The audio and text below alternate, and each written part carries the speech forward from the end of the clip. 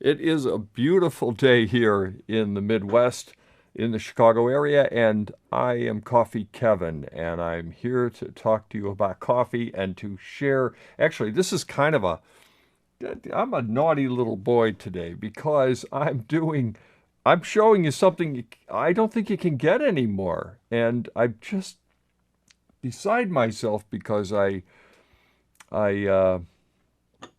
got so excited when I first saw this machine. I get excited every time I use it. And I have one of my best friends, Bob Hennigan, who lives up in Sturgeon Bay. Michael, it looks like the camera's going away. Yeah, I no way. So I was, you know, I hate when you lose a camera person in the middle of the show. It just, what do you do? Well, it means I have to get up and walk out of the shot and, tighten the tripod. And then, oh, that's right. I have to drag the camera person out into the anyway. It's fine. He's fine.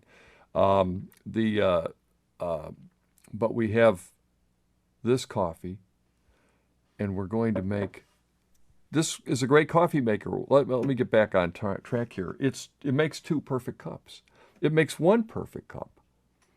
And I know some people say, well, what's the difference between this and a K cup?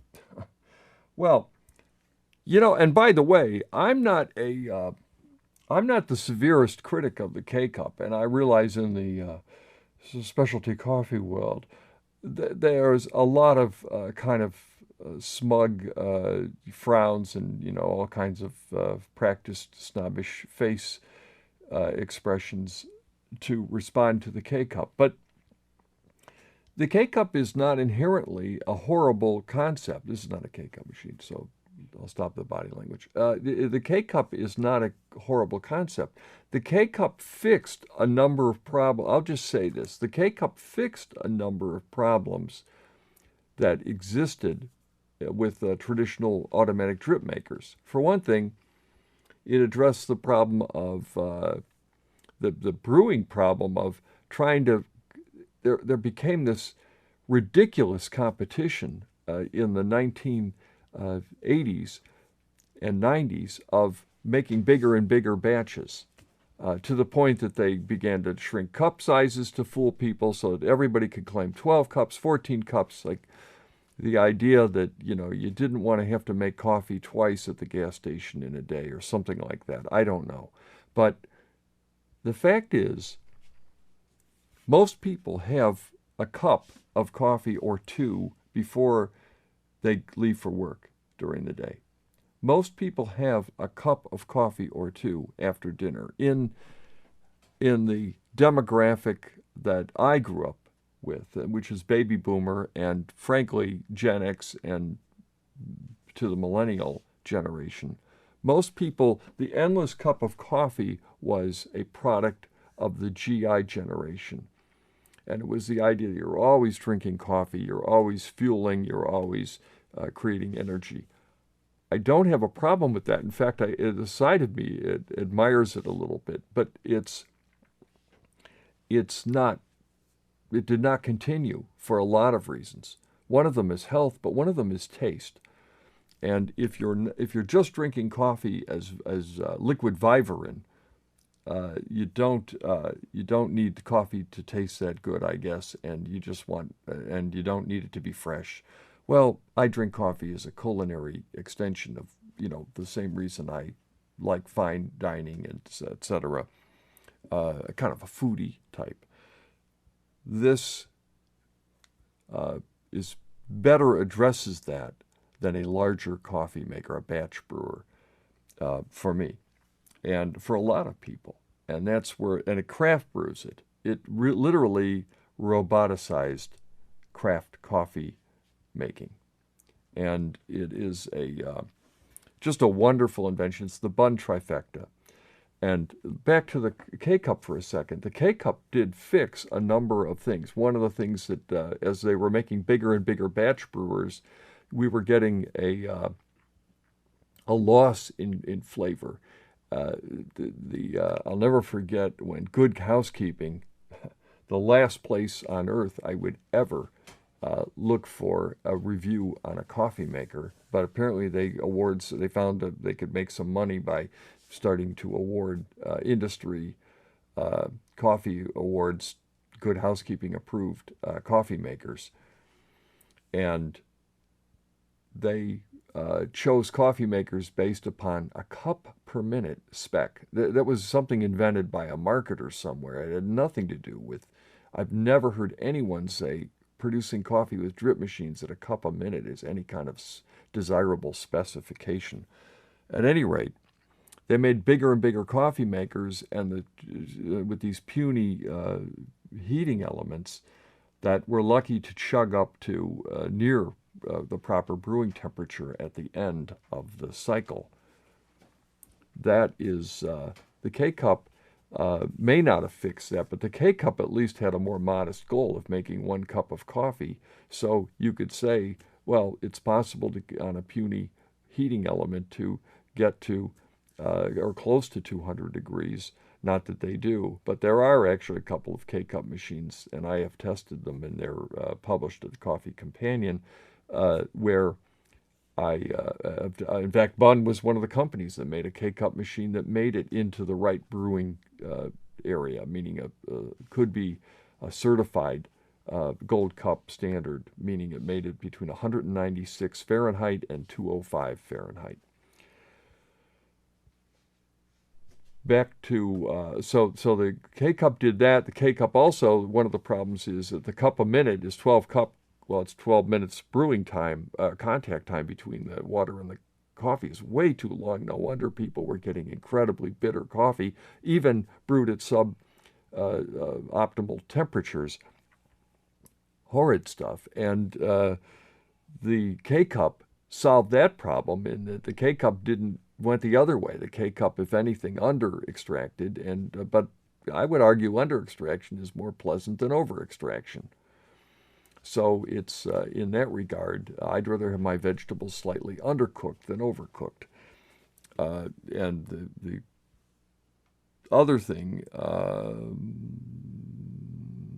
that it fixed was probably, not that it fixed it, but people forgot how to measure coffee, and the K-Cup did fix it. The K-Cup, theoretically, and a properly filled K-Cup is the right amount of coffee properly ground for that extraction method. Those things were fixed. It might not be fresh coffee. It certainly wasn't freshly ground coffee, and and they underfilled them is a complaint that I've heard. So but that's not true of everybody's. And sometimes you get a small batch roaster that does K-Cups, and they actually, when they fill them properly, and Bill McAlpin of La Manita proved to me with his coffees, he actually started packaging his coffees properly roasted and filled properly, so that you did get a pretty decent, with a good, properly working cake, I'm using the word properly a lot, you could get a decent shot with it. However, this is a whole step forward. This is true par excellence coffee. You could get, and let me tell you, and you can't get these anymore, so what might have been. You get this thing, and think of the AeroPress. It made me think of this as when we were planning the AeroPress show. We have, you put the coffee in here, and you, by the way, I better put some water in here. I think it needs to kind of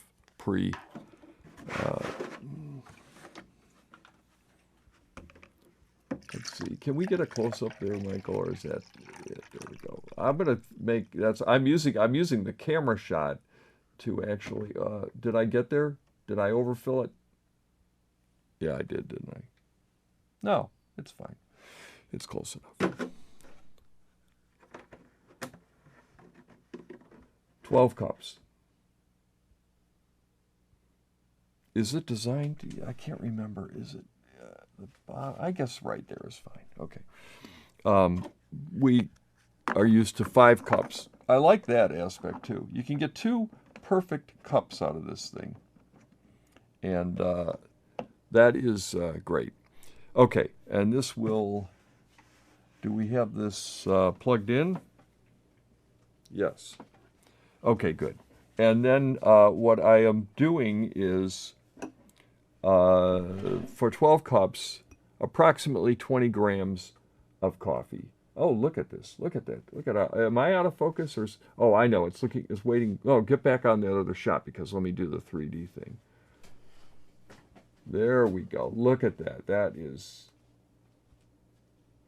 I realize it's too much light on my hand. Are you better there? Anyway. This is some Collectivo coffee that I've got in the coffee freshness system. It's a Mexican coffee. It is a beautiful coffee, and it will make wonderful brew here. So, we want to make 2 perfect cups. You just put it in here. This is a, by the way, and this has a metal mesh filter at the bottom of it, that very little sediment problem, almost none. There we are. And I do wish you could put paper filters in this for the same reason we were talking about with the AeroPress, but it's not to be. There's no way I've ever found to make paper filters work. That said, Bunn did a great job on this. They, as far as the metal filters go, I get very little sediment, although one must acknowledge, if you watched Alan Adler's presentation, you're going to get the cholesterol from this. But it is a really great machine. And then all I do, you shake it. You don't press it down. It's not an espresso. And you put it in here.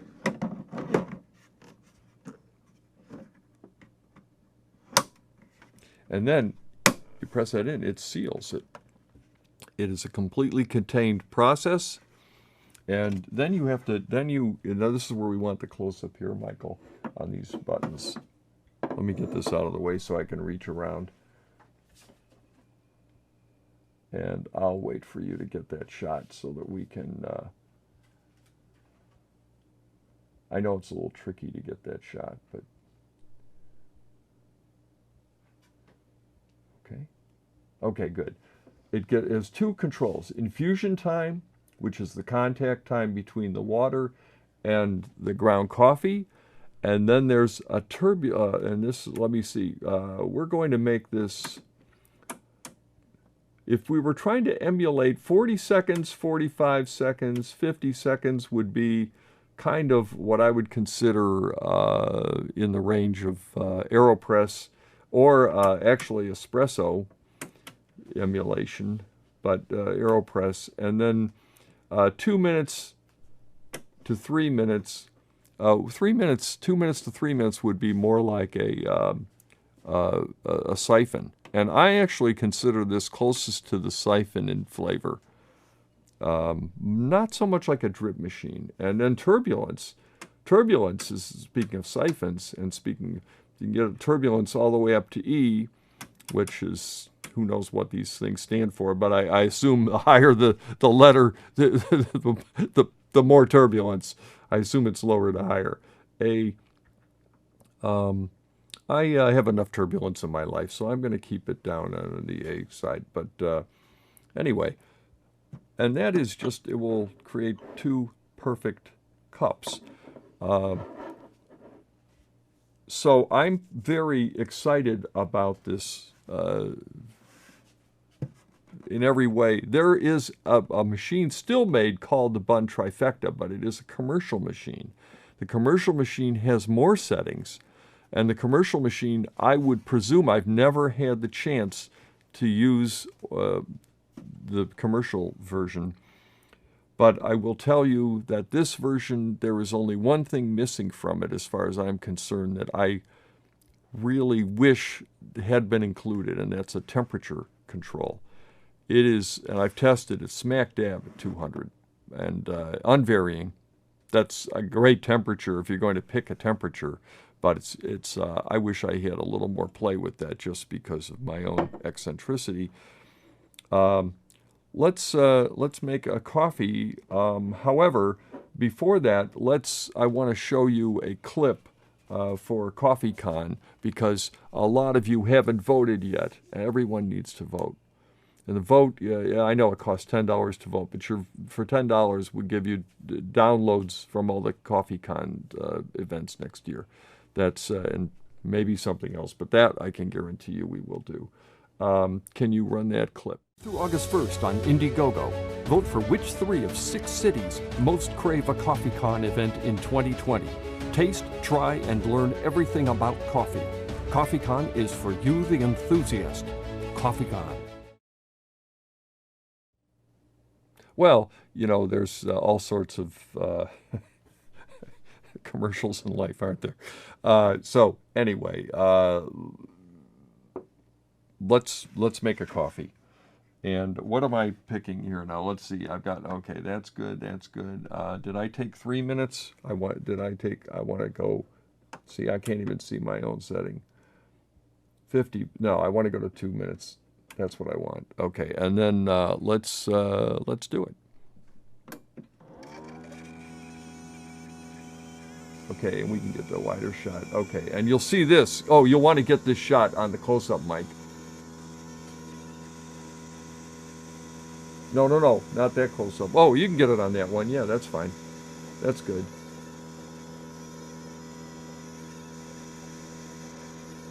Oh yeah, that's a cool shot.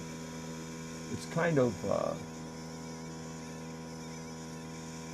that's better focus?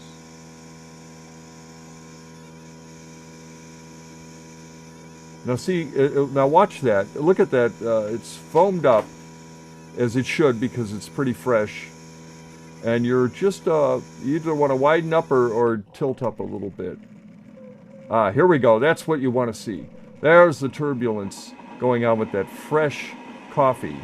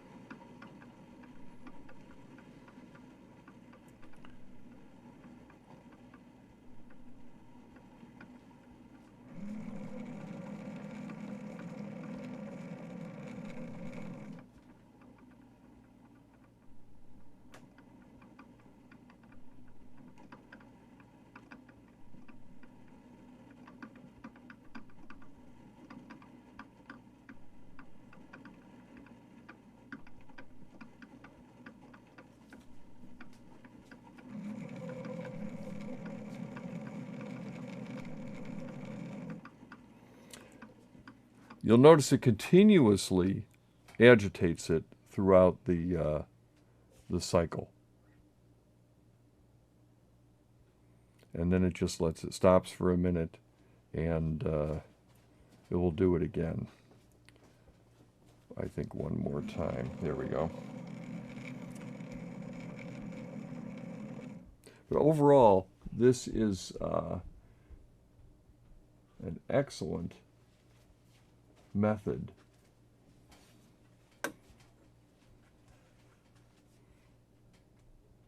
There's a little plate down here that holds this that I misplaced today.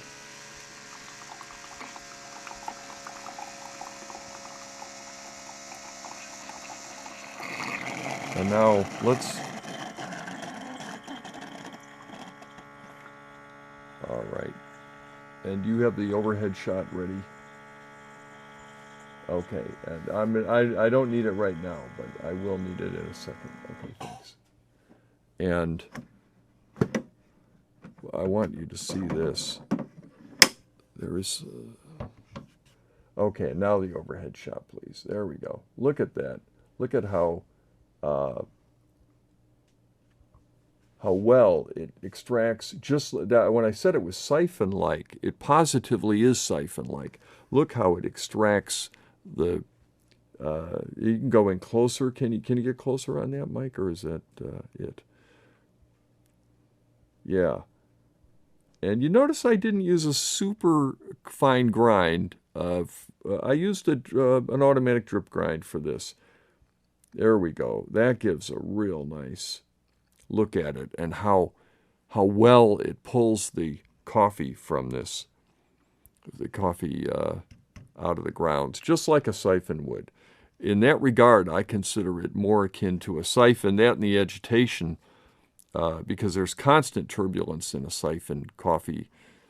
I was a little amused one day when someone commented on a siphon that another expert recommends very little turbulence. So I'm thinking, well, the whole time you're making a siphon, there's turbulence in a form of vibration, if nothing else.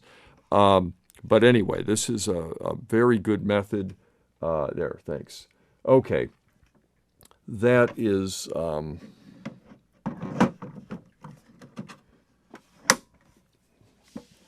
and for some reason, it made a much smaller batch than I expected, and that's the first time I've ever had that problem. In effect, it's made a little espresso for each of us. But let me try this out.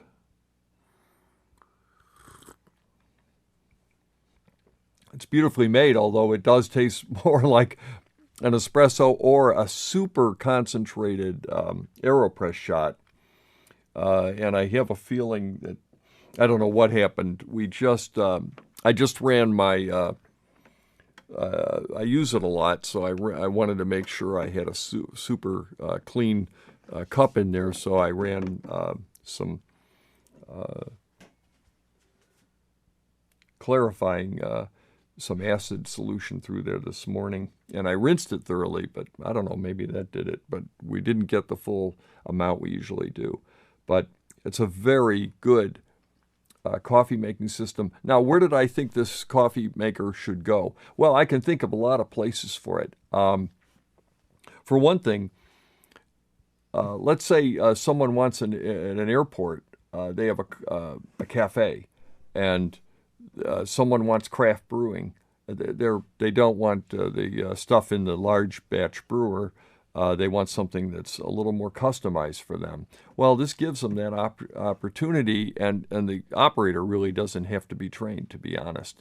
I mean, they have to be trained to do it, measure correctly, but it doesn't. I find it, I don't know about you, but a lot of times when I'm in a cafe and it's busy, I would rather have the machine-made stuff, simply because unless someone's really got the time and attention to focus on a craft pour, I've been in many cafes where there's a morning rush, which I totally understand. One person there, and they're trying to make me a Chemex while they're ringing up sales and things like that. I don't know how they do it. I'm impressed it can be made properly, but again, I would rather have something automated. In other places, restaurants where they simply don't have a full-time barista, or a bar where I'm drinking coffee and everybody else is having a beer, they could make me a really good cup of coffee. I just thought that was a natural market for this. And at any rate, I know they still sell the commercial one, and I still think that's valid, and I hope they do well with it. But this particular coffee maker for home, I had the very first model. I got to try it, which was before the prototype was, I guess it would be the original invention, was made by some Bunn employees in Springfield, and it was absolutely fabulous, as I think this is. It does a great job of extracting.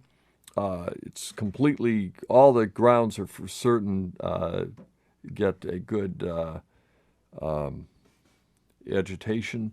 They get a good ability to contact all the grounds with all the water done. It's got those things going for it. Gets the right brewing temperature, the timing, the amount of coffee that it makes. It's capable of, I think, is ideal. 1 cup, you could do 1 cup, or you can do 2. I think 2 good size cups too. So I think if someone comes over for coffee and you just want to press the button and do it, it's as close as you can come to it. I did have to grind. It's the only thing I had to do, measure and grind before the show started. It's virtually as fast as a K-Cup. Why didn't it hit? I think it's one of those times when an invention was just ahead of its time. Anyway, I really enjoyed bringing it on. I don't like to frustrate people, but maybe there are some out on eBay or something like that available. I still wish Bunn would make a small quantity of these, but it's their company to run, not mine. Meanwhile, please vote for your city. I'd really like to start planning CoffeeCon. I'd like to go around to the exhibitors on August 2nd. August 1st is the last. August 1st, our fundraising on Indiegogo ends. I would like to go on August 7th to all the exhibitors and say, look, we've got this many people that have voted. Let's start planning CoffeeCon LA for February. And we've got plenty of time to sell tickets, and we want you there. I think it would be a very powerful statement for us. So I really appreciate your support. I am Coffee Kevin, and we will see you soon with more fun coffee stuff and et cetera, et cetera. Take care.